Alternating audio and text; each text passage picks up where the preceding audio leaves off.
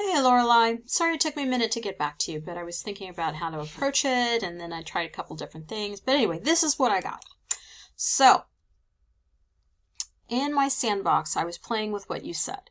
So let's ignore this part right here for now. Okay, let's just ignore it. And then the very first thing that I want you to look at is this var click count equals 0. And this is just my counter. Okay, this is just so that when I'm clicking on my screen, it's keeping track of how many times I'm clicking. That's all that is. And then here, this is just a rectangle, just a plain old rectangle. Hopefully you remember where to go get that kind of stuff. You go into documentation, graphics, and then I just picked out a rectangle. As you can tell, I just literally copy pasted, and then I did change the color. So to change the color, I did want a random color. So I came down here to the bottom of color and I chose this randomizer next color, and that gave me that random color. And then of course I added the rectangle. Then this last part, and this is where most of the coding part happens, and this is where so let's talk about what a function is. So you know how I can say, hey, Java Jeeves, go get me the width of my console. And so he goes and he gives me that this is what, like 400, I think. Well, Java Jeeves didn't naturally know. He didn't just like get width out of, just like, woo, I know how to do it magically. It wasn't like that. Someone that is in charge of the CodeHS JavaScript library created this function that we use all the time, and we're not, we didn't have to mess with that part. Well, this function here on rectangle click is you creating your own function. So there are some functions that are just already built into the program, but then there's some functions that you can actually make. And what a function is a set of instructions, specific instructions that you create or that someone else created to have Java Jeeves do specific things. And then when you tell him, hey, go on rectangle click, he does all these things without you having to retype every single one. So it's a shortcut. You create the instructions one time, and then after that, all you have to do is give him the name of those instructions and he does the instructions. Okay? So let's look at this function here. So we basically have created a little box, and in that box we're saying, hey, go, this command here, get element at, basically is saying, hey, go get the exact point of E is your mouse, of X and Y, where your mouse is. Okay? So basically wherever your mouse is, it's going to spit back the get X and get Y, so the coordinates of that X and Y. All right, let's say, so if I click up here in the very, very, very top corner, it's going to spit out 0, 0. If I'm smack in the middle, then it would spit out 200 and 240. So wherever my mouse is, it's going to get those coordinates. Those coordinates, if those are equal to the rectangle coordinates, then it's going to say button clicked. So let me show you what that is.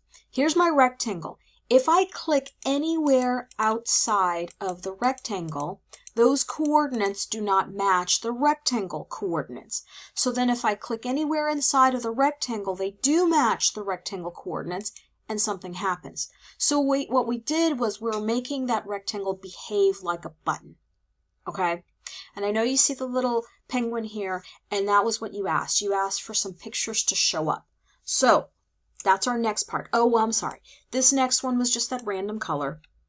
And then here, we are saying if click count, so remember click count was our counter. If click count is less than the image's length, all right, and I'm going to go talk about that right now. So think about that. Every time that I click my mouse, it's counting it.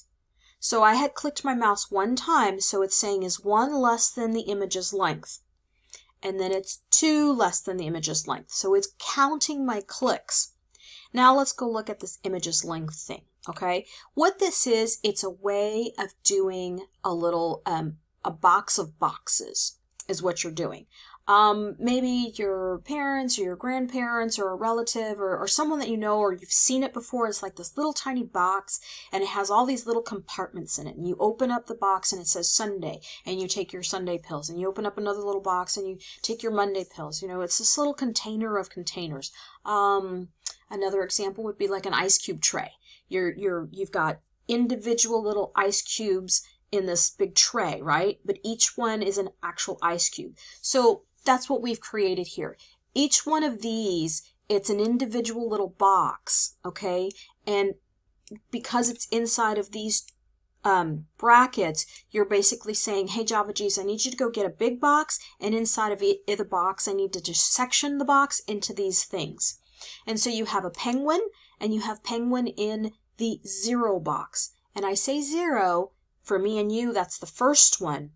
But remember, Java Jeeves always starts counting with 0. So that's in the first little box, 0 box. This is in the 1 box. This is in the 2 box. This is in the 3. This is the 4, 5. So you can call them. You can say, hey, Java Jeeves, go bring me the thing that's in 0, 1, 2, 3, 4, 5th. Go bring me the thing that's in the 5th box, and he's going to go bring you the butterfly. Okay, you and I know that's the 6th box, but he counts it as the 5th one, right? Okay, so that's all this is. You just write your, whatever you're making a list of, and you separate with a comma. That's it. Oh, and you put it in between quotes. And it can be double quotes or single quotes. I just put single. Okay, so that's what we're saying down here. So we're saying if click count is less than the image's length, so less than the list. So we have 1, 2, 3, 4, 5, 6, 7, 8, 9, 10, 11 things in our list. And we're saying if click count is less than 11, I need you to put an image. And the way that you get your images to switch is that you say, go get the images, go to the list images, and put this number in there. And this number, remember, is attached to your mouse clicks. So every time you mouse click, that's the number that it puts in there. That's how he knows which number of picture to put in there. Okay. And then this one here is the image size. And then I put this click count times 5 just so that, here I'm going to go click this again, just so that you can just slightly see that the picture is moving, just because I wanted you to see that. If you get rid of that, then the image would just be right on top of the old image, so it would seem like the old image disappeared, but I just wanted you to see that. That way you can play with it and decide what you want to do that. And here's the click count being plus. So remember, click count is just being, you're just counting it. Every time you click the mouse, you get a bigger number, so that when you go up to that for loop, you just keep going. Okay, that's all that was.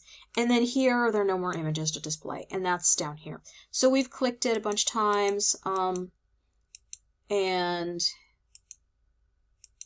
there it is, no more images to display. So after it got to 11, it stopped, and we get no more image to display. Okay. This stuff here, I'm pretty sure all you would need to do is, and I got those from graphics, images, they're right there. But I'm positive you can go ahead and change those to something that your pictures that you want. And yeah. But anyway, I thought this would give you a good start to really make it your own and figure out what you want to do with it, but this will give you some good foundation to get this thing started. I will send you a copy of this code and, of course, this video. All right, Lorelei, have fun.